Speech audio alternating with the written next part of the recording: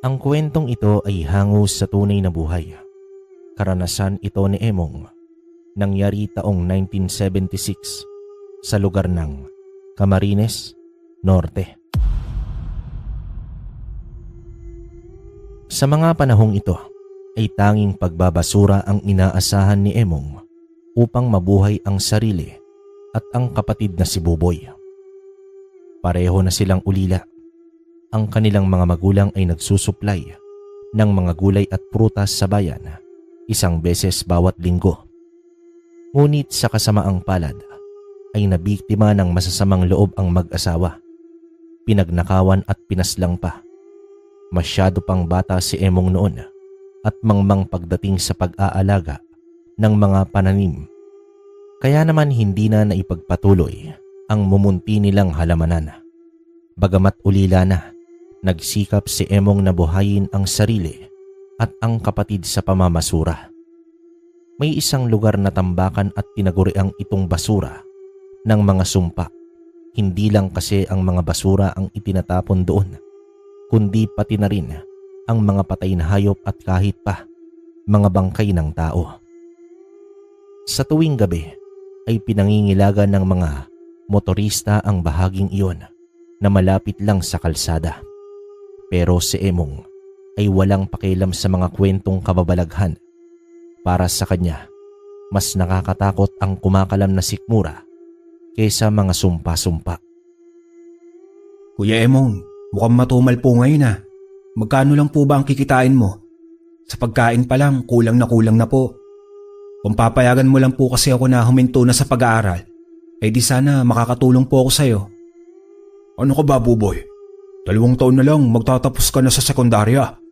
Di ba sabi ko naman sa'yo, igagapang ko ang pag-aaral mo kahit ang kolehiyo pa. Grabe talaga. Ang taas ng pangarap mo po, kuya. Pati kolehiyo talaga. Kuya, sapat na po sa akin ang sekundarya at huwag ipilit ang hindi kaya. At isa pa po, hindi ko naman hinihiling sa'yo na pag-aralin mo po ako. Buboy, nangako ako sa nasira nating mga magulang na aalagaan at bibigyan kita ng edukasyon. Ayokong matulad ka sa akin na hanggang grade 5 lang. Buboy, ang isipin mo ay ang kinabukasan mo. Obligasyon ka ni kuya, kaya ako ang bahala sa'yo. Pero Kuya Emong, paano po yan? Gaya po ngayon, ilang barya lang ang kinita mo. Sa katunayan, naaawa na po ako sa'yo. Lahat na lang pinapasan mo. Kahit hindi mo po sabihin, alam kong nahihirapan ka na. Oo nga at matibay ka ngayon. E paano po kung isang araw, bigla kang magkasakit? Ano po ang gagawin natin? Huwag kang mag-isip ng ganyan, boy. Mas mabuti pa na mag-aaral ko na lang at lumalalim na ang gabi. Siya nga pala, aalis na ako. Kaya huwag mo na akong hintayin. Matulog ka na lang pagkatapos mong makapag-aral. Pupunta na ako ng tambakan. Pinigilan pa ni Buboy ang kapatid na huwag magpunta sa gabi doon sa tambakan dahil nga sa sumpa na sinasabi nila. Natawa at hinimas ni Emong ang ulo ng kapatid at naghabilin na isarado ang pinto pagkalabas niya. Gamit ang maliit na flashlight ay tumuloy nga si Emong sa may tambakan. Nasa kalahating kilometro ito mula sa liblib na bahagi ng baryo na tinitirhan nila. Bandang 10:00 na ng gabi noon, pero ang inaasam ni Emong ay ang kikitain niya mula naman sa mga basura. Sa katunayan, sa maraming taon niya ng pamamasura ay nabibilang lang sa kanyang daliri kung ilang beses siyang nagtungo sa tambakan kapag gabi. Kadalasan kasi ay may araw pa, kasama ang iba pang nangangalakal. Sadyang kailangan lang niya ng ekstrang pera para sa darating na kaarawan ni Buboy. Balak niya kasi nabilhan ito ng sapatos gamit sa pag-aaral dahil ang kasalukuyang ginagamit nito ay pudpud na. Samantala, natatanaw na at naaamoy na ni Emong ang tambakan ng makasalubong niya si Tandang Andres. Tatang Andres, magandang gabi po. Saan po ang punta mo at medyo gabi na po ? Oh, Emong, magandang gabi rin naman sa iyo. Papunta ako kina Osorio. Pabalik-balik daw kasi ang lagnat ng kanyang apo. Masyadong naawa na ang matanda, kaya hindi na ipinagpabukas pa na ipagamot. Ikaw ba? San ba ang punta mo sa ganitong oras? Dyan lang po sa may tambakan. Matumal kasi ang kinita ko po kanina eh. Malapit na kasi rin ang kaarawan ni Boboy, kaya kailangan ko po ng pambili ng regalo. Abay, ganoon ba? Teka, sandali. Sa tambakan ka mo. Sa basura na puno ng mga sumpa. Nako, Emong, mas mabuting umuwi ka na lang. Biyernes pa naman ngayon. Imposibleng hindi mo alam ang kwento nito. Tandang Andres, ilang beses na po akong mapunta dyan tuwing gabi. Bukod sa amoy ay wala namang kahindik-hindik pa. Tsaka ang tanda-tanda nyo na po para maniwala pa sa mga ganyong kwentong sumpa-sumpa na yan. Emong, makinig ka. Ang mundo ay puno ng hiwaga. Hindi porket hindi mo naranasan ay hindi ka na naniniwala. Totoo ang sumpa sa tambakan, Emong. Sabi mo nga ang tanda-tanda ko na, di ba? Kaya alam ko na ang totoo. Baka nakakalimutan mo, linya ito ng mga aral ko. Wala namang mawawala sa'yo kung maniniwala ka at upang makatiyak tayo sa kaligtasan mo. Paano na si Boboy kung mawawala ka? Kaya sige na, umuwi ka na. Ay naku, oo na po Tandang Andres, uuwi na po ako. Aagahan ko na lang po bukas sa tambakan. Baka sakali po makabingwit pa ako ng bangkay sa tambakan. Ay nako, tignan mo itong batang ito. Nakuha pa talaga magbero. Bumalik ka na at hindi ako aalis dito hanggat natatanaw pa kita. Alam kong pupuslit ka pa. Wala na ngang nagawa si Emong kundi ang bumalik ng bahay. Batid niya, nagising pa si Buboy kaya hindi muna siya tumuloy. Bagkus, umupo siya sa kahoy na upuan sa labas ng kanilang bahay. Malalim na buntong hininga at tumingala sa kalangitan na puno ng mga bituin. Malungkot ang mga mata ni Emong dahil naalala na naman niya ang mga magulang. Habang nakatitig siya sa mga bituin, ay tumulo ang luha sa kanyang mga mata. Lubhang nananabik na siya sa kanyang mapagmahal na mga magulang. Naalala din niya ang mga panahong noong bata pa siya. Sa araw-araw ay masagana sila sa gulay at prutas. Pero simula noong naulila ay kahit isang pirasong mangga ay pahirapan sa pagbili. Naawa din siya sa kapatid na si Buboy.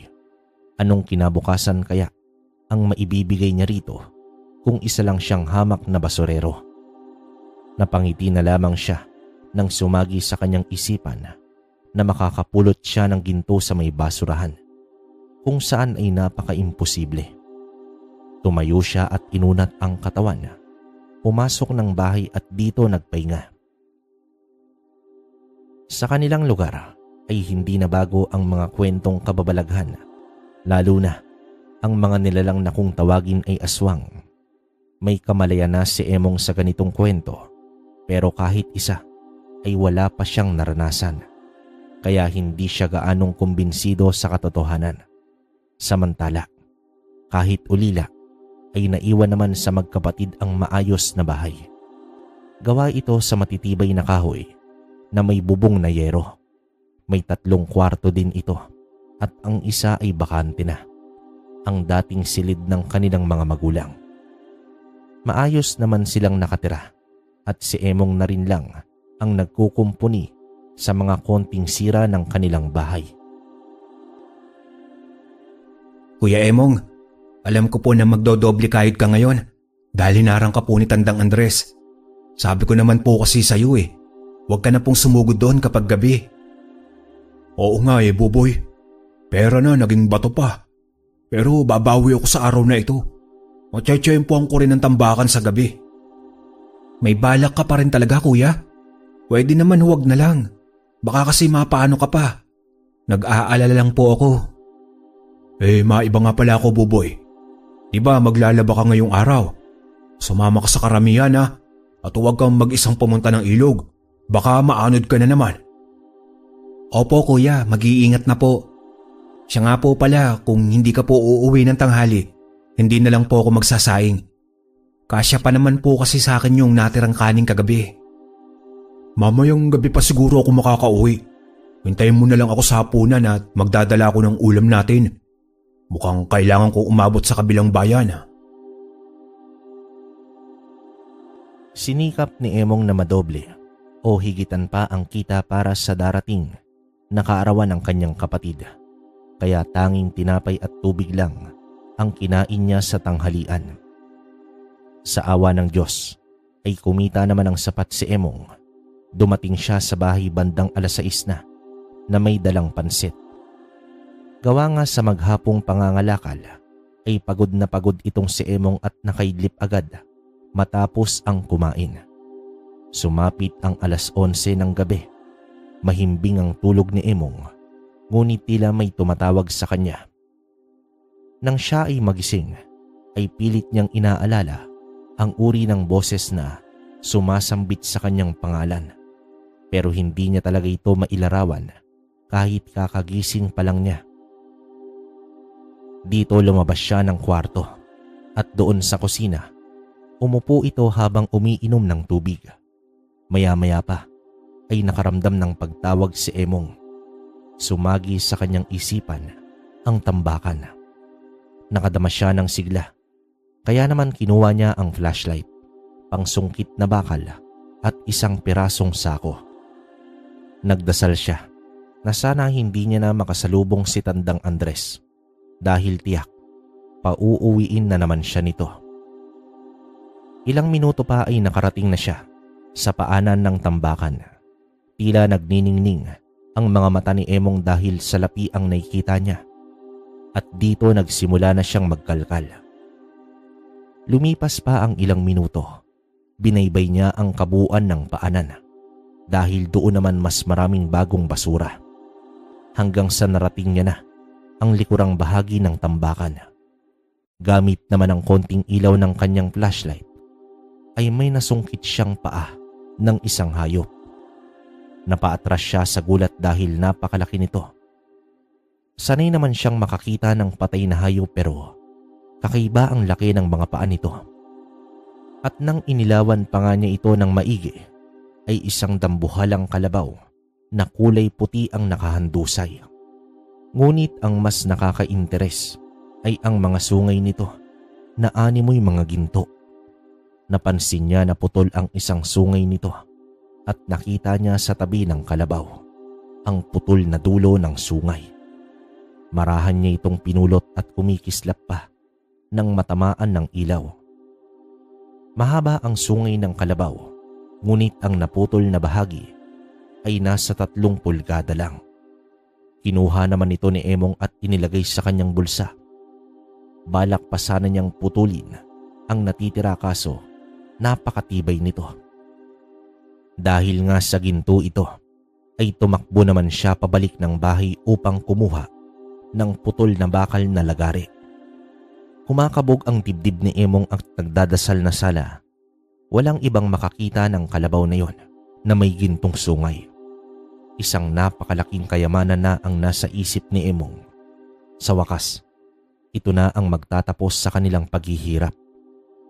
Makalipas ang halos kalahating oras, ay wala na ang dambuhalang kalabaw sa kinaroroonan nito. Nabigo si Emong dahil kakapiranggot lang na ginto ang napasa kamay niya. Anak ng patis naman oh. Sino ba kasi ang kumuha ng hayop na yun? Napakalaki at napakabigat nun. Sayang kung may lagari lang akong dala kanina. Ginto na, naging alikabok pa. Habang naglalakad palayo si Emong sa tambakan, ay may mga bagay siyang napagtanto. Paano at saan galing ang dambuhalang kalabaw na kulay puti at bakit ginto ang sungay nito? At sino naman ang kumuha sa labi nito? Marahan niyang kinuha ang putol na sungay sa bulsa hanggang sa nakarinig siya ng napakalakas na alingaw-ngaw na parang hiyaw ng isang napakalaking tao. Dito napalingon si Emong sa tambakan at nagsimulang makaramdam ng kilabot.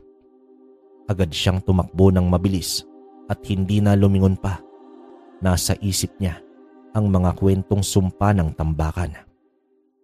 Makalipas ang ilang araw, habang bitbit ang sako at panungkit ay nagtataka si Emong sa kinikilos ng mga tao.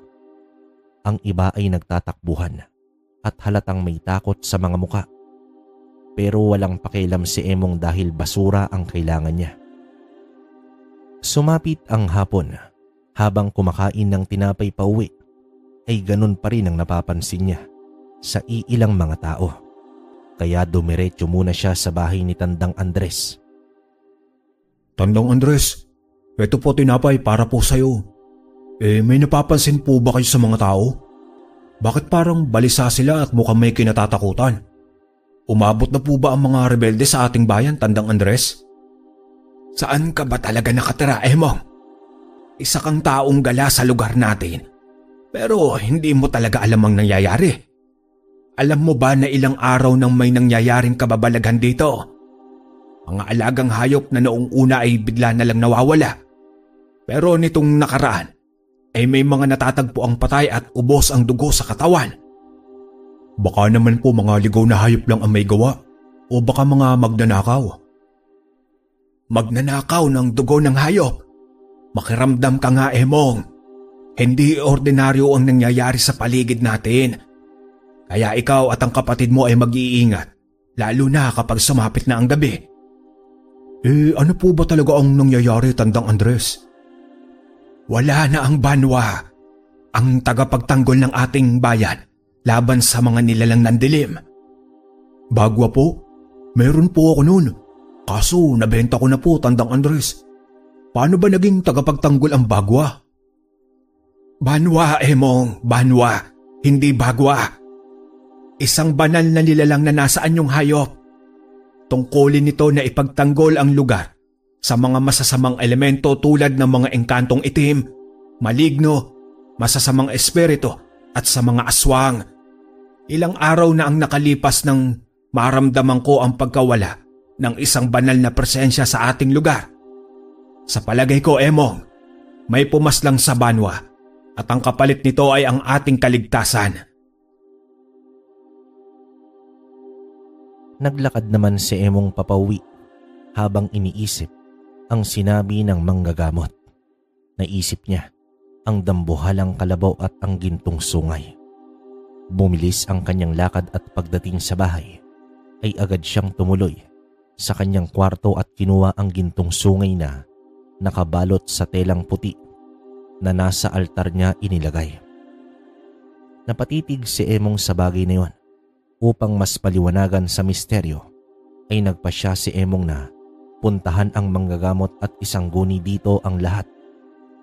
Habang nasa bulsa niya ang ginto at papalubog na ang araw, ay nasipat niya si Mang Gudo na nasa mga talahib na tila nagkukubli. Babatiin niya sana ito, pero kakaiba ang kilos ng lalaki. Nagkubli naman si Emong sa likod ng saging at sa tabing ilog ay nakita niya si Criselda, ang buntis na kapitbahay na nagsasalok ng tubig sa ilog. Noong una ay iniisip ni Emong na baka balak ni Mang Gudo na halayin si Criselda. Pero malaki na ang tiyan nito o baka naman pagnakawan. Ngunit kitang-kita niya mula sa liwanag na bumababang araw ang pagdapa ni Mang Gudo. Nakadapa ito sa lupa at pag-usli ng mga buto nito sa balikat at hita. Naging kulay itim din ang katawan nito at umimpis ang katawan. Maingat itong gumapang papalapit sa walang kamalay-malay na buntis. Alam ni Emong na may masamang gagawin si Mang Gudo. Sa kanyang pagkataranta ay pinulot niya ang maliit na patpat ng isang sanga at mabilis na tumakbo. Akmang susunggaban na ng nilalang si Criselda ay pinagpapalo ito ni Emong ng patpat. Alam ni Emong na walang silbi ang patpat, pero wala na siyang mapagpipilian pa. Ngunit labis ang kanyang pagtataka dahil sumisigaw ang nilalang na animoy labis na nasasaktan sa patpat na hawak niya. Kaya naman hindi na tinigilan ni Emong ang paghampas hanggang sa kumaripas ng takbo ang nilalang na napuno ng sugat ang likurang bahagi. Aling Griselda, ayos lang po ba kayo? Bunti ka na po kayo dun ah. Emong, anong nilalang ba yun? Akala ko katapasan ko na. Mabuti na lang at dumating ka. Hindi ko rin po alam kung anong nilalang po yun. Pero si mga... tara na po. Ako na po magdadala ng mga bote ninyo. Ihahatid ko na po kayo sa inyo.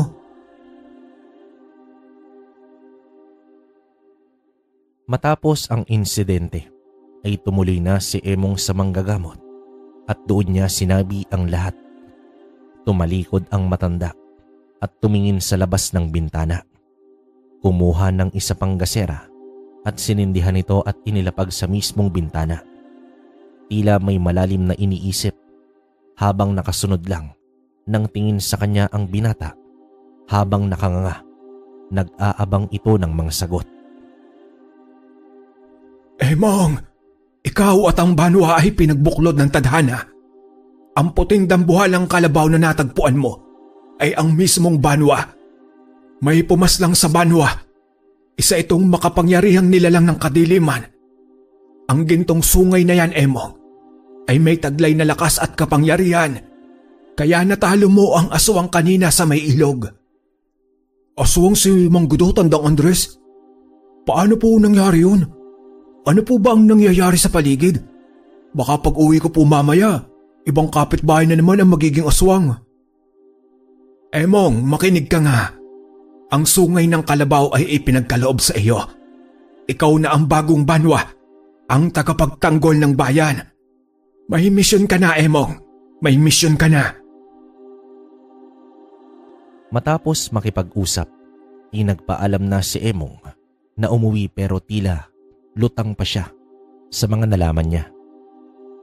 Sa isang iglap ay biglang nagbago ang takbo ng kanyang buhay. Kung dati ay si Buboy lang ang kanyang responsibilidad, ngayon ay ang buong bayan na. Sa loob ng kanyang kwarto ay tulala pa rin si Emong habang nasa kamay ang gintong sungay nang biglang may narinig siyang kakaibang mga boses na tila galing sa impyerno. Hanggang sa biglang sumigaw si Buboy. Sigaw ng matinding takot. Agad tumayo at lumabas ng kwarto si Emong. Nakasalubong niya ang kapatid na sobrang takot ang itsura. Kuya Emong, may mga aswang. Mga aswang. Ano bang pinagsasasabi mo, Buboy? Aswang? Nasaan? Nandun po, kuya, sa bakuran natin. Isa tapos naging 2 hanggang sa dumami po sila.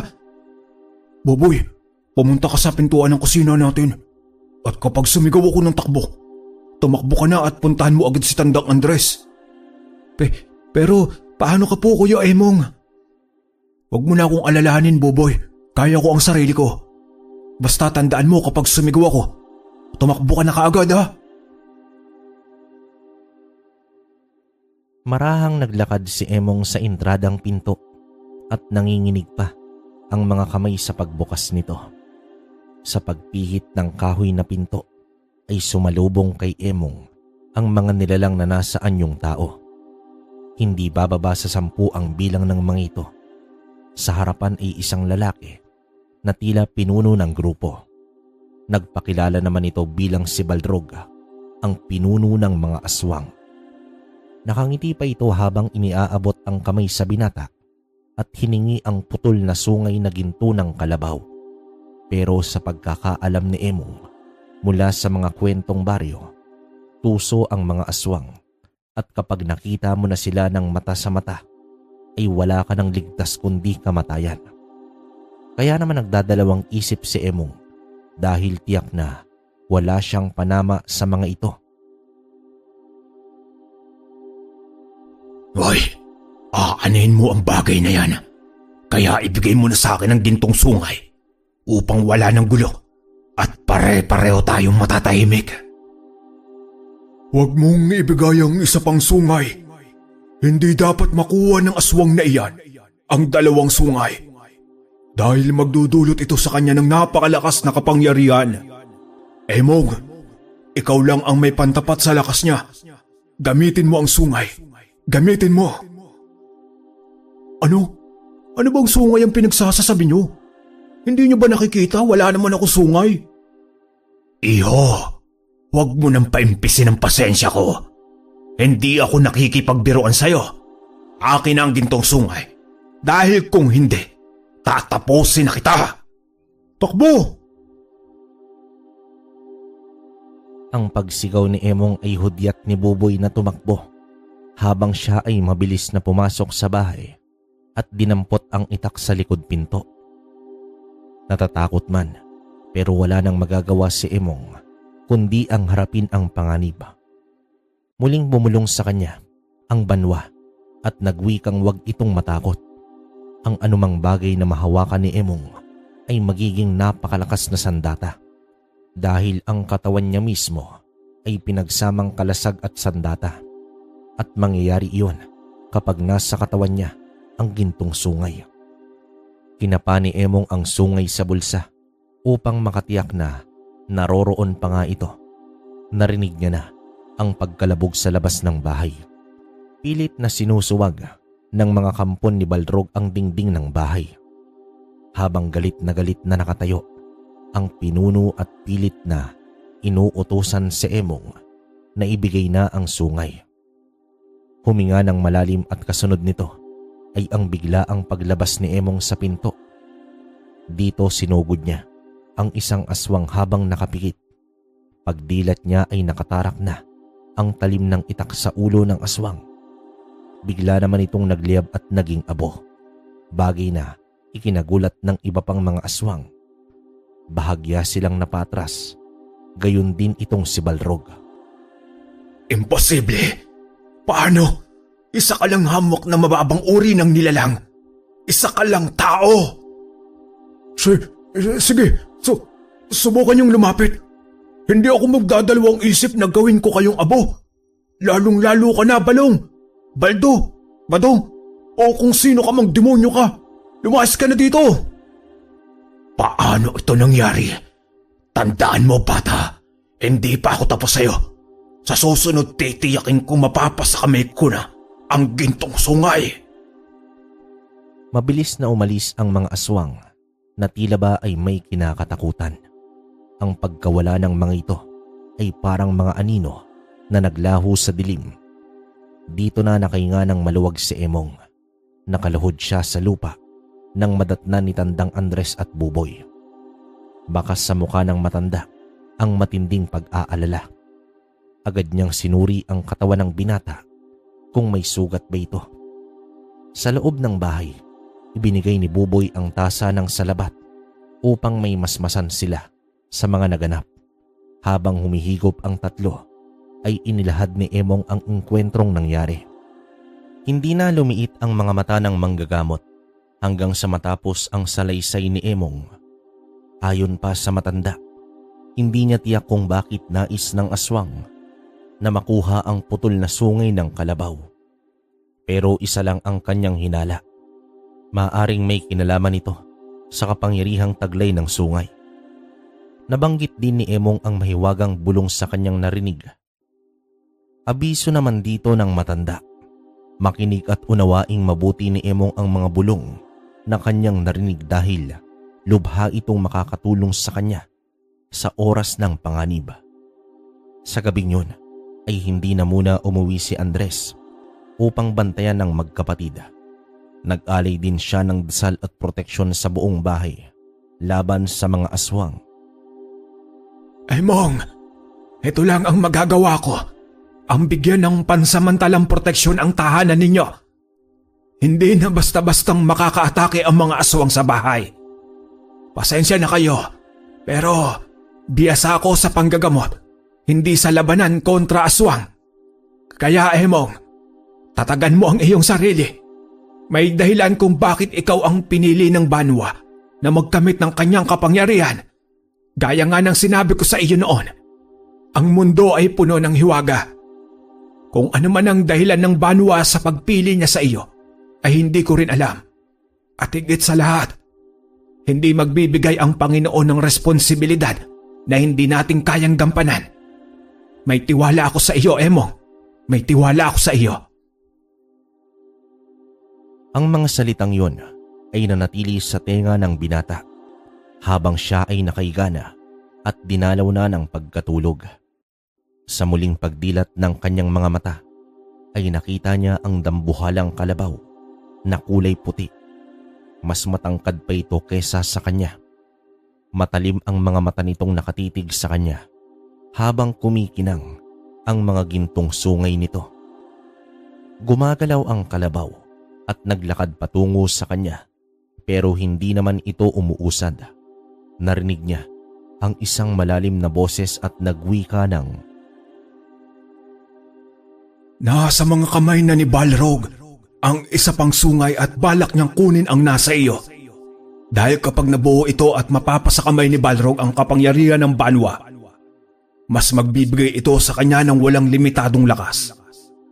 Sasakupin niya ang bayang ito at ang sangkatauhan. Pero huwag kang mag-alala, Emong. Dahil busilak ang iyong puso, kaya mas malakas ang taglay mong kapangyarihan kumpara sa kanya. Tapatan mo ang kadilimang hatid niya, Emong. Tapatan mo." Dito napabalikwas ang binata mula sa pagkakahimbing. Tagaktak ang pawis at damang-dama ang tagpo. Tila hindi isang panaginip ang naranasan. Kinabukasan, ibinahagi ni Emong sa matanda ang panaginip. Dito na napagtanto ni Andres ang tunay na pakay ni Balrog. Sa mga sandaling iyon ay papaalis na si Buboy papuntang paaralan. Inabisuhan ni Emong ang kapatid na umuwi agad pagkatapos ng klase. Hindi kasi niya maiwasang mag-alala para sa kaligtasan nito. Ang pagtiklop ng liwanag ay labis na ikinababahala ni Emong dahil ito ang punto na muling sisibol ang masasamang nilalang. Pagkaalis ni Buboy ay inilatag ni Andres ang iilang piraso ng insenso. Pinayuhan niya ang binata na sa oras na magpakita ang mga aswang ay sindihan niya ito at ilagay sa pinakagitna ng bahay. Ang usok na taglay ng insenso na gawa sa makabuhay ay nagdudulot sa mga aswang ng pagkahilo at pagkalito. Kahit sa ganitong paraan man lang ay makatulong man lang itong si Andres. Malaki naman ang pasasalamat ni Emong sa matanda kahit iniisip pa nito na wala siyang gaanong maitutulong kay Emong. Pagkatapos ng kanilang agahan ay dito na nagpaalam na uuwi na muna si Andres dahil tiyak may naghihintay na mga pasyente sa kanyang bahay. Habang mag-isa ay naging hati na ang iniisip ni Emong. Una, ang pagkilos upang mabuhay silang magkapatid at pangalawa, ang pagkilos kontra naman sa mga aswang. Ni sa hinagap ay hindi naisip ni Emong na darating siya sa ganitong sitwasyon. Ang mga kwentong antingero na naririnig lamang niya ay nararanasan niya na sa kasalukuyan. Samantala, kung ang sinabi ng banwa na ang katawan niya mismo ay kalasag at sandata, ibig sabihin hindi siya basta-basta masasaktan ng kalaban. Ito marahil ang dahilan kung bakit umatras sila noong nakaraan. Bago naman magtanghali ay umusad na si Emong. Kailangan niyang mamasura upang may kitain. Sa kalagitnaan ng kanyang pangangalakal ay napadpad siya sa isang bahay na nasa kabilang baryo na. Nagkukumpulan ang mga tao at halatang may tensyon. Tinanong niya ang isang lalaki sa tapat ng bahay at ayon dito, ang isa daw sa mga anak ay nayanggaw. Dito na kumunot ang noo ni Emong at napatanong muli kung ano ang ibig sabihin. Ang nayanggaw ay ito ang taong nahawaan ng pagiging aswang. Maaring sa pagkain o inumin, pinapadaan ang yanggaw. Kadalasan ito ay nabubuo sa loob ng katawan bilang isang maitim na sisiw at lumalaki habang sinasakop ang buong sistema ng katawan ng biktima. Sa mga narinig ni Emong, ibig sabihin malayang nakakagala ang mga aswang sa paligid at nambibiktima pa. Inapa niya naman ang gintong sungay sa bulsa. Marahan siyang lumapit. napansin niya na unti-unting lumalakas ang sigaw ng biktima. Isa na si Emong sa mga nakiusyoso, ngunit sa kanya nakatitig ang dalagita na ang boses ay pinagsamang babae at lalaki. Galit at gigil itong nakatitig sa kanya habang nagpupumiglas mula sa kadenang nakatali mula rito. Dito nakaramdam ng awa si Emong. Nais niyang tulungan ito pero hindi niya alam kung papaano. Tumalikod siya at mabilis na pinuntahan si Tandang Andres. Dumating naman sila sa bahay ng biktima bandang 5:00 na. Nagulat naman dito si Tandang Andres dahil kahit may araw pa ay nagsisimula ng magbagong anyo ang dalagita. Ibig sabihin lang nito, malakas na ang kapit ng yanggaw sa buong sistema ng katawan nito. Ginawa naman ni Tandang Andres ang lahat sa abot ng kanyang nalalaman, subalit sadyang malakas ang yanggaw sa loob ng katawan. Wala na ring nakakahawak sa babaeng yon dahil sa sobrang lakas nito. Napatingin si Andres mula naman kay Emong. Sa mahinang boses ay sinabi niya na hawakan ang noo ng babae habang nag-uusal siya ng orasyon. Hindi sigurado si Tandang Andres sa gagawin niya, pero heto na ang huli niyang paraan, ang umasa sa kung anong meron ang binata. Sa oras na dumampi ang palad ni Emong, sa dalagita ay sumigaw ito at nagpupumiglas pa ng gusto. Subalit hindi kailanman napigtas ang noo nito sa pagkakadikit sa palad ni Emong. Sa uling pagkakataon ay hinawakan ni Tandang Andres ang bibig ng biktima at pilit na pinainom ng langis. Dito na napahinga ang biktima at nangisay ito ng gusto at napigtas na rin ang noo sa palad ng binata. Ilang segundo pa ay dumapa ito sa lupa at nagsusuka ng maitim na likido. Tila pinaghalong amoy putik at natuyong dugo. Mabuti naman po at nailigtas mo ang dalagita, Tandang Andres. Bilib po talaga ako sa kakayahan mong makapanggamot. Nagkakamali ka, Emong. Ikaw ang gumamot sa babae at hindi ako. Alam ko na hindi ko nakakayanin ang lakas ng yanggaw. Kaya sumugal ako sa inaakala kong tama. At hindi nga ako nagkamali. Emong, hindi mo lang taglay ang lakas ng isang mandirigma, kundi pati ang kakayahang makapanggamot. Ngayon ko mas lubos na naiintindihan ang kapangyarihan ng isang banwa. Wala ka nang pinagkaiba sa isang antingero. Alam ko na bagong-bago ito sa iyo, Emong, at naguguluhan ka pa. Pero lahat naman tayo ay dumadaan sa unang beses sa ating buhay. Kaya heto na iyon, Emong. Sa bawat karanasan ay pagtutuunan mo ito at aralin ang mga bagay-bagay. Nasa iyo na ang banwa, Emong. Yakapin mo ito at gawin ang nakatadhana.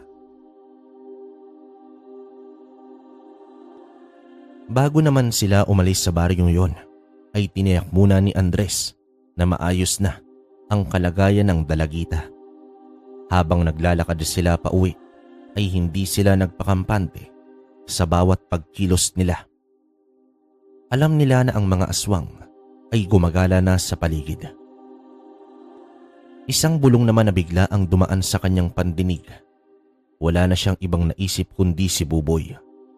Agad niyang niyaya ang matanda na bilisan ang paglalakad.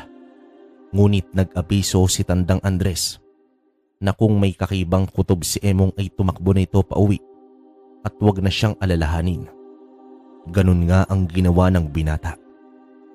Nang mapansin ni Emong na hindi na siya nakaapak sa lupa dahil sa sobrang bilis, sa ilang saglit ay natanaw niya na ang kanilang bahay.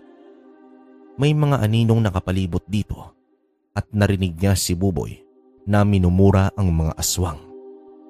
Dito na nagpantig ang tenga ng binata dahil alam niya na si Balrog ay muling nagbalik. Tumalon siya ng mataas, sabay hila sa malaking sanga ng puno at mabilis na ipinalo sa ulo ng aswang. Nagpagulong-gulong ang aswang sa lakas nito at halos mawalan na ng malay. Sa pagbagsak niya sa lupa, ay doon niya nasilayan ang grupo ng mga aswang at sa likuran nito ay nandoon si Balrog. Kuya Emong, mabuti po at narito ka na. Salamat sa proteksyon ni Tandang Andres at hindi po nila ako napasok. Boboy, yung insenso ng makabuhay, sindihan mo at ilagay sa pinakagitna ng bahay. Mukhang may natutunan ka na sa ikli ng panahon, bata. At alam ko din na ikaw ang nagligtas sa dalagita sa kabilang baryo. Ngayon alam mo na kung ano ang kaya kong gawin. Paano kaya kung sabay-sabay kong yang gawin ang mga tao? Ilan kaya ang maililigtas mo? 1, 2, o 3? Huwag na nating pahirapan ng bawat isa, bata. Ibigay mo na sa akin ang gintong sungay. Una sa lahat, Emong ang pangalan ko. Pangalawa, niknik mo. Ano ko, bali? Alam ko na kung ano ang balak mong hinayupa ka at hindi ako natatakot sa'yo. Narito ako upang tapusin ang kahangalan mo. Masyado kang mayabang, bata. Pinuno ng mga aswang ang nasa harapan mo. At ano ang ipanglalaban mo? Yang sangang hawak mo? Saan tong paspasan kung kukunin ang gintong sungay? Sa pagbitiw ni Balrog ng utos ay sabay-sabay sumugod ang 5 aswang sa binata. Subalit napaatras sila nang maamoy ang halimuyak ng insenso. Pero sadyang matibay ang sikmura ng mga nilalang kaya nakalaban pa rin ito. Walang habas naman na pinaghahampas ni Emong ang mga kalaban sa sanga na nagmistulang bakal sa kanyang mga kamay. Pero nakakausad na ang mga aswang hanggang sa may nagliparang mga nagbabagang apoy mula sa likod ng bahay. At dito dumating si Tandang Andres. Hawak ang sulo at itak. Sabay nilang lilabanan ang mga aswang habang dinamihan pa ni Buboy ang insenso at sinabayan na rin niya ng dasal. Dito nagkaroon ng lamat ang mga aswang na sumugod. Umatras ang mga ito at umabanti naman ang pinuno. Mga wala kayong silbi. Naturingan pa naman kayong unang hanay ng mga sundalo ko. At ikaw naman kutong lupa ka. Titirasin na kita ngayon kasama yung uugod-ugod na matanda. Hindi ko alam kung papaano mo napaslang ang banwa sa kabila ng pagiging makapangyarihan nito. Pero sa aking pagkakaalam, napakabanal at napakabuti ng isang banwa. Malamang nilinlang mo ito sa iyong pagiging tuso. Pero mas mautak sa iyo ang banwa dahil hindi ito nagpahuli sa iyo ng buhay at buo. Tignan mo, nasa kamay ni Emong ang kalahating sungay nito. At nasa akin ang isa pang kalahati. Ano sa tingin mo ang mangyayari, tanda? Ako ay pinuno at sanay sa labang kontra sa isang batang baguan. Sabay ko kayong tatapusin. Sumugod itong si Balrog at mabilis naman itong sinalubong ni Tandang Andres ng tigalpo at sulo. Bahagyang naapektuhan ang aswang at si Emong naman ang humarap. Samantala, lumabas na ng bahay si Buboy habang bitbit ang mga insenso at walang patid na nagdasal. Hinarap ni Tandang Andres ang iba pang aswang na ngayon ay nagkakaroon na ng kakaibang ilusyon dahil sa epekto ng insensong hawak nito. Wala na ito sa tamang wisyo ng pakikipaglaban, bagay na pabor kay Andres. Sa kabilang banda naman, nagpalitan ng lakas ang pinuno at si Emong. Nagugulat ang aswang dahil sa hindi inaasahang lakas at tibay na taglay ni Emong. Aminado siya na para siyang sumusuntok sa isang malaking tipak ng bato. Ang talim ng kanyang kuko ay dumadaplis lang sa balat ng binata. Animoy nag-uumpugang bakal. Habang nakikipaglaban ay narinig ni Emong ang bulong ng banwa na nagsisilbing gabay niya sa labanan. Para naman sa mga suntok at ataking natatanggap ni Emong ay dito niya napagtanto kung gaano siya katibay. Para bang mga may hinang dampilang ang bawat suntok ni Balrog sa kanya. Napapangiti na lamang ang binata, bagay na lalo namang ikinagalit ni Balrog. Kabaliktaran naman ang epekto nito sa aswang. Sa bawat tama ni Emong ay halos nawawalan siya ng ulirat sa tindi ng lakas nito na may halong kabanalan. Sa mga sandaling napapangibabawa na si Balrog ay hinugot ni Emong ang gintong sungay. Sa mga sandaling yon, nanlaki naman ang mga mata ni Balrog. Bakas ang pananabik sa mukha na makuha ang sungay, ngunit isang mabilis at napakalakas na atake ang ginawa ni Emong. Tumarak ang dulo ng sungay sa mismong noo ni Balrog.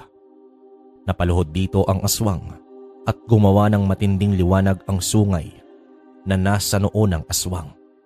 Nagtalsikan ang iba pang aswang at naging abo sa pagbagsak sa lupa. Walang patid ang sigaw ni Balrog hanggang sa nagliyab ang katawan nito at unti-unting naglaho.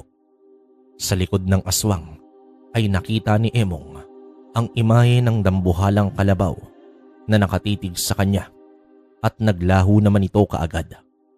Kasunod nito ay ang pagbagsak ng dalawang sungay sa lupa. Nasa mga kamay mo na ang dalawang gintong sungay ng banwa, Emong. Kung sa isa pa lang ay labis na ang lakas na naibibigay sa iyo, paano pa ngayong dalawa na? Tandang Andres, wala man akong ideya kung bakit ako ang pinili ng banwa. Pero nagpapasalamat po ako sa Diyos dahil mas nagkaroon pa ng direksyon ng buhay ko. Noon po kasi wala akong pakialam sa iba dahil ang nais ko lang ay mabigyan ng maayos na buhay si Buboy. Emong, alam ng banwa na busilak ang iyong puso. Siguro sinasabi mo na wala kang pakialam sa iba. Pero ika nga, tulak ng bibig, kabig ng dibdib. Kung wala ka talagang pakialam, bakit mo iniligtas si Griselda? Bakit mo tinulungan ang dalagitang Nayanggaw? Emong, nag-uumpisa ka pa lang at alam ko darating din ang panahon na lubos mong maiintindihan ang lahat. Napakabata mo pa at habang nabubuhay ako, ay narito lamang ako bilang iyong gabay. Isang umaga, sa bahay ng magkapatid, nagising si Buboy dahil sa kanta ng dalawang tao. Kaarawan na pala ng binata at malaki ang ngiti nito dahil sa kanyang dalawang bisita. Hindi man marangya pero labis ang tuwa ni Buboy sa ensaymada na may nakatarak na kandila. Inihipan niya ito at niyakap sila Tandang Andres at ang kapatid na si Emong. Sa hapag ay may mumunting salo-salo at sa gilid ng mesa ay naroon ang regalo ni Emong. Isang makintab na maitim na sapatos para naman sa pag-aaral ni Buboy. Payakman ang pamumuhay, tiniyak naman ni Emong na maayos ito. Imposible nang mabuo pa ulit ang kanilang pamilya. Nagsisikap naman siya na maibigay sa kapatid ang pagmamahal na kailangan nito. Samantala, isang hapon, napadpad si Emong sa tambakan. May mga iilang namamasura doon. Nakangiti siyang pinagmasdan ang kapwa basurero habang nakatayo sa gilid ng kalsada nang biglang may tumama sa kanya na balat ng saging. Paglingon niya ay nakita niya ang binatang nakangisi sa loob ng sasakyan na nagtapon ng balat sa kanya. Ang tingin nito ay may pangungutya pero imbis na mainis ay nakaramdam ng kakaiba itong si Emong. Isang pakiramdam na pamilyar sa kanya. Ito ang pakiramdam na kapag nakikita niya dati si Balrog. Napatakbo siya sa kalsada at hinabol ng tingin ang sasakyang lumalayo na. At paglingon niya sa tuktok ng tambakan ay nakita niya ang imahe ng dambuhalang kalabaw na ang tingin ay nasa direksyon din ng sasakyan.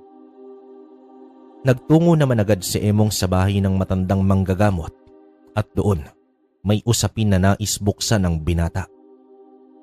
Tandang Andres, ilang uri po ba ang mga aswang? May mga aswang din ba na namumuhay sa lungsod?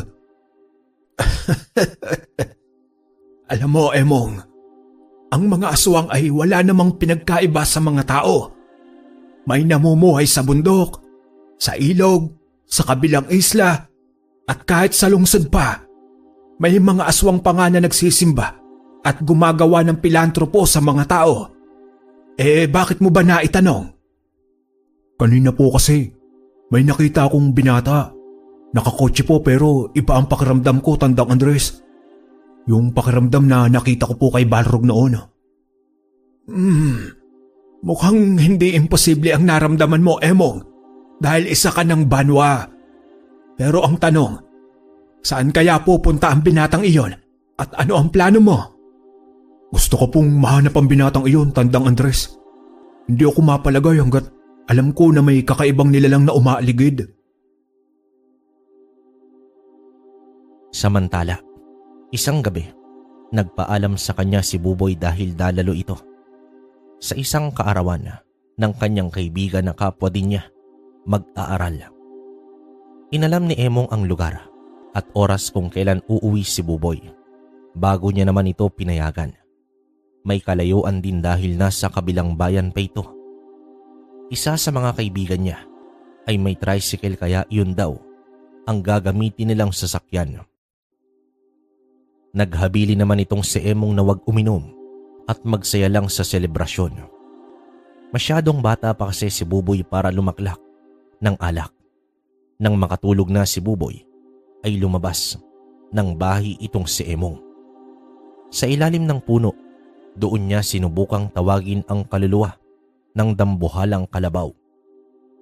Nais niyang itanong dito ang tungkol sa binatang nakita niya at hihingi na rin siya ng gabay kung papaano mahanap ang isang nilalang.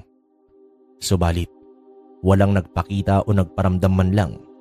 Ngunit bago naman siya makapasok ng kwarto, ay nakita niya ang siluetang imahe ng kalabaw na nakatayo sa labas ng pinto sa kwarto ng kapatid niya. Akmang kakausapin niya ito, ay unti-unting naglaho ang kalabaw. Napaisip naman tuloy si Emong kung bakit naroroon ang kaluluwa ng banwa sa kwarto ng kanyang kapatid. Kinabukasan habang nag-aalmusal, ay muling nag-usisa si Emong sa pupuntahan ni Buboy. Boboy, ano nga ba ang pangalan ng kaibigan mo na may kaarawan? Seryo po, Kuya Emong. Mayaman po sila pero mabait po siya at matulungin. Gaano mo na ba na katagal na kaibigan yun? Transfer po kasi siya, Kuya. Siguro mga ilang buwan na rin po. Palakaibigan kasi siya, Kuya. Kaya maraming nakakakilala sa kanya agad sa school. Atid sundo pa nga po siya ng kotse eh. Iba talaga kapag mayaman po, ano? Hayaan mo, Buboy. Bibili ako mamaya. Ilan ba ang gulong na gusto mo? Si Kuya talaga, akala mo naman seryoso. Sige na at baka mahuli pa po ako sa klase.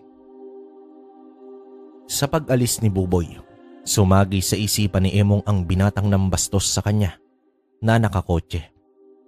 Sana nagkamali lang siya sa kanyang hinala na iisa ang binatang yon. Bago naman magtapos ang klase, sa araw na yon ay naroroon na sa tapat ng paaralan si Emong. Hindi upang sunduin ng kapatid, kundi manmanan ang sinasabing kaibigan ni Buboy. Mga motorsiklo at tricycle pa ang nakaparada sa labas hanggang sa may dumating na itim na kotse. Tandang-tanda ni Emong ang numero nito at kumpirmado. Ito nga ang sasakyan ng binata. Makalipas pa ang ilang minuto ay naglabasan na ang mga estudyante at kitang-kita ni Emong ang binata na maraming kasabay at nagpaalam sa mga ito sabay pasok sa kotseng itim. At isa sa mga nagpaalam dito ay si Buboy mismo. Naggubli lamang si Emong at bukod sa kotseng yun ay wala nang iba pang dumating. Dito na kinabahan si Emong dahil napakabigat ng presensya ng binata. Umalis siya sa lugar at nagtungo naman kay Tandang Andres. Humingi siya dito ng proteksyon para naman kay Buboy. Hindi naman siya binigo ng matanda at binigyan siya ng habay na nakapaloob sa basyo ng bala. Sa palagay ko ay may alam ka na sa binatang pinaghihinalaan mo. Opo, Tandang Andres. Kaibigan pala yun ni Buboy na sa makalawa ay imbitado pa ang kapatid ko sa kaarawan nito na nasa kabilang bayan pa. Kabilang bayan? Bakit dito nag-aaral ang lalaking iyon? Parang hindi naman akma. Yun na nga po, Tandang Andres. Para bang sinadyang nasa malayo ang bahay ng binatang iyon sa paaralan. Kung tutuusin po ay may paaralan naman sa bayan nila. Kaya bakit dito pa po niya napiling mag-aral? Ano nang balak mo ngayon, Emong? Pipigilan mo ba ang pagpunta ni Buboy? Hindi po, Tandang Andres. Hahayaan ko po si Buboy. Kaya nga po humingi ako ng proteksyon para sa kanya. At kung ano man ang mangyari doon, hindi ako magdadalawang isip na tapusin kung totoong aswang man ang binatang iyon. Pero teka sandali, Emong. Kung aswang nga ang binatang iyon, ibig sabihin ang buong angkan nila ay aswang. Abay, hindi naman ako papayag na mag-isa ka lang susugod doon. Alam mo na ba kung anong uri ng aswang ang mga yon? Hindi pa po, Tandang Andres, pero malalaman ko din po yun. Emong, sandali lang. Hindi sapat ang tapang at lakas sa laban. Kailangan din ito ng matinding pagpaplano. Susugod ka na hindi mo kilala ang kalaban. Alalahanin mo na andoon si Buboy. Siguro mas mabuting huwag mo na lang siyang papuntahin. Samantala, sa pag-uwi ni Emong ay naabutan niya si Buboy na naghahanda na ito ng hapunan. Binati pa siya nito at panay kwento tungkol sa iba't ibang bagay. Habang si Emong ay nakikinig lang, pero tinitimbang kung papaano niya sasabihin sa kapatid ang kanyang mga hinala. Nang matapos ang hapunan, ay tinawag niya si Buboy. Ipinasuot niya sa bewang nito ang habay na bigay ni Tandang Andres. Dito rin niya sinabi ang tungkol kay Seryo. Nagulat naman si Buboy sa kanyang narinig, pero hindi naman siya makapaniwala sa hinala ng kanyang kuya dahil napakabait daw talaga ni Seryo. Pero mas naniniwala naman si Buboy kay Emong kaysa kahit kanino man. Malungkot man pero pumayag na si Buboy na hindi na lamang siya pupunta sa selebrasyon, pero nag-aalala siya sa ibang mga kaibigan na pupunta. Dahil kung totoong aswang si Seryo, ay tiyak na ang kapamakan ng mga kaibigan niya. Nangako naman si Emong na siya na ang gagawa ng paraan upang hindi matuloy ang pag-alis ng mga ito. Sumapit na ang gabi ng kaarawan ni Seryo. Nakita na ni Emong ang tricycle ng mga kaibigan ni Buboy. Nagdahilan ng binata na may sakit, kaya hindi na lamang ito sasama. Umandar na ang tricycle nang biglang sumabog ang gulong nito. At ang may gawa nun ay si Emong. Pero tila hindi natinag ang mga kabataan at nagbabalak na mag-abang na lang ng ibang tricycle. Napakamot ng ulo si Emong dahil papaano niya mapipigilan ang mga ito, hanggang sa narinig na lamang niya na nagsisigawan at nagtakbuhan pabalik ang kabataan. Doon niya nakita ang dambuhalang kalabaw na nagbabadyang suwagin ang mga kabataan. Napangiti na lamang si Emong sa hindi inaasahang tulong. Samantala, narating niya na ang bahay nila Seryo. Malaki naman ito at nagtaka siya dahil tahimik at wala namang mga bisita. Dito na mas lumakas pa ang kanyang hinala, hanggang sa napansin niya sa terasa ng bahay. Naroroon si Seryo at isang matandang lalaki na tila nag-aargumento. Sinubukan ni Emong na pakinggan ng maigi ang usapan ng dalawa, pero malabo dahil masyado siyang malayo. Hanggang sa may kamay na dumapo sa kanyang balikat na halos kumawala ang kaluluwa sa labis na pagkagulat niya. Tandang Andres, ikaw po pala. Akala ko po kung sino na. Nagulat ka ba, Emong? Sinabi ko naman sa'yo, hindi ba, na hindi ka dapat magpunta na mag-isa. Oh, yan na ba ang bahay? Pero bakit tahimik? Akala ko ba ay may piging? Yun na nga rin po ang pinagtakan ko, Tandang Andres. Kung bakit ni isa ay walang bisita. Imposible naman na sina Buboy lang ang panauhin. Mukhang alam ko na ito, Emong. Imbes na sina Buboy ang kakain at magpapakabusog, sila ang lalantakan ng mga aswang na yan. Sa ilang oras na pagmamasid ng dalawa, ay napagtanto nila na wala ngang selebrasyon ang gabing yun. hanggang sa nakita ni Andres ang tila isang malaking ibon na lumabas sa bintana ng bahay. Itinuro ito ng matanda at nanlaki ang mga mata ni Emong sa nakita niya. Kitang-kita nilang dalawa ang anyo ng tao na may pakpak ng paniki na matayog ang paglipad. Ayon kay Andres, posibleng pamilya ng mga tiktik ang naninirahan sa malaking bahay na yon. Ang binatang si Emong ay porsigidong salakayin na ang bahay. Bitbit ang nag-iisang itak ay lihim na siyang pumasok habang si Tandang Andres ay nanatili sa labas at nag-aabang lang kay Emong. Tinatayang nasa 4 na aswang ang nasa loob ng bahay. Pansin niya ang galit na boses ng isang babae na tila may edad na. Sa pagkakaintindi ni Emong, nagalit ito dahil walang bisitang dumating. Kaarawan pala ito ng bunsong kapatid ni Seryo at ang mga bisita sana ang magiging alay. Pero hindi nakaligtas si Emong sa pang-amoy ng mga aswang. Habang nagtatago si Emong ay narinig niya ang mahinang ungol sa kanyang likuran. Sino kang mapangahas na nagkukubli dito? Mga aswang! Sabi ko na nga ba? Tama ang hinala ko sa inyo! Isang pagkakamali ang sugurin kami sa aming teritoryo. Nagkaroon agad ng labanan sa pagitan ng dalawa. Ito ang unang beses ni Emong na makipaglaban sa aswang lipad. Pero hindi umubra ang kakayahan ng aswang. Nang mapagtanto ng kalaban na hindi niya matatalo si Emong, ay sumigaw ito at pinapaalis na ang mga anak. Kitang-kita pa ni Emong ang naiiyak na mukha ni Seryo habang binabanggit ang pangalan ng inang si Divina. Ang laban ay nagtapos at naiwan si Divina na nagliyab ang buong katawan. Pero para kay Emong, ang laban ay nagsisimula pa lamang. May 3 aswang pa na nakatakas at alam ni Emong na darating ang panahon na babalikan siya ng mga ito.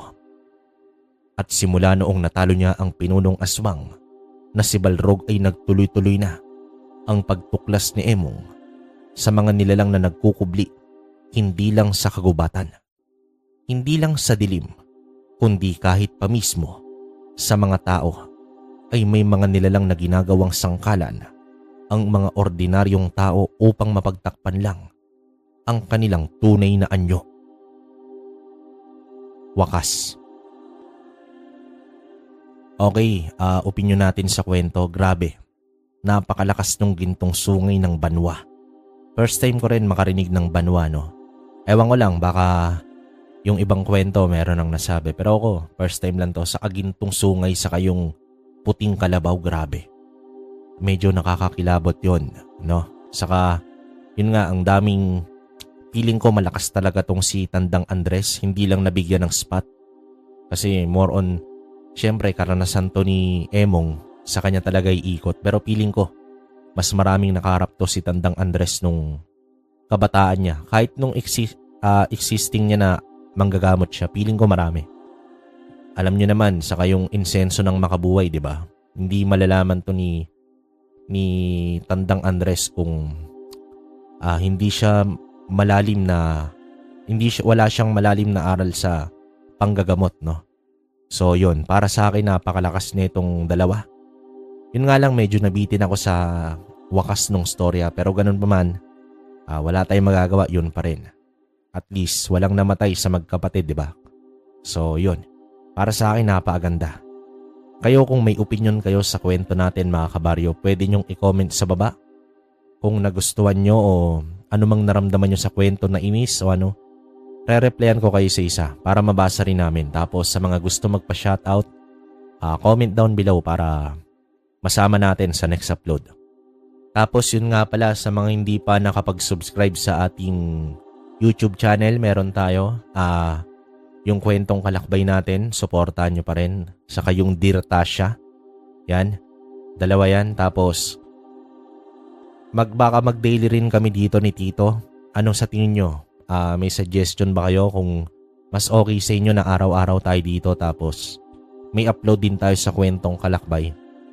Nung lately kasi nababasa ko parang nabibitin sila sa kwento. Minsan may time na hindi kami nakakapag-upload 2 days. Yun, medyo mahirap kami mag-narrate nun kasi alam niyo naman on the spot yung narrate namin. Hindi kami nagre-record talaga na nag-i-imbak ng story. Kumbaga actual yung narration namin. Kaya minsan talagang kinakapos din. Nakakapagod din sa lalamunan. Pero kayo kung gusto niyo ng daily, balitaan niyo kami, comment niyo rin sa baba. Tapos yung Facebook natin soon. Sa mga gusto ng gamit, babalik na yon. May inaayos lang kami. Kasi ang daming nangyari dito sa kwentong baryo kaya hopefully na maayos na to. Yung mga channel na nagnanakaw ng story. Yan, report nyo agad o mag-comment kayo kung may nakita kayo. Pero sa ngayon, hanggang dito na lang muna mga kabaryo. Hanggang sa susunod na kwento. Maraming salamat.